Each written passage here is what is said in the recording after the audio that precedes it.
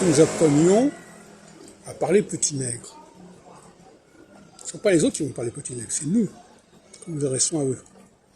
Au lieu de dire à quelqu'un, est-ce que tu veux de l'eau, par exemple, un étranger, il faut dire, toi, veux eau.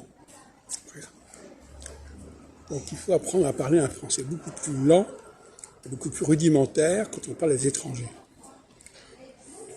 Et ça peut être l'anglais. L'anglais est une façon de parler un français rudimentaire par certains côtés, en tout cas plus accessible.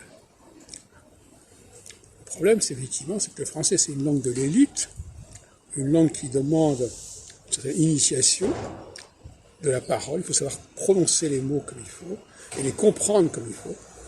C'est une exigence, parce que si on n'a pas l'oreille qu'il faut, on ne comprend pas. Et si on n'articule pas comme il faut, on n'est pas compris.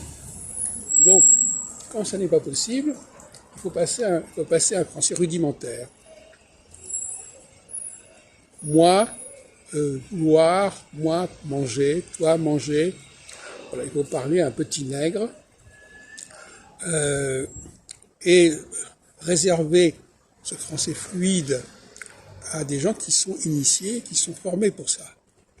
Pour les gens qui ne le sont pas, il faut faire attention. Et il faut aussi faire attention au fait qu'il y a des gens qui parlent le français correctement, mais qui ne le comprennent pas facilement.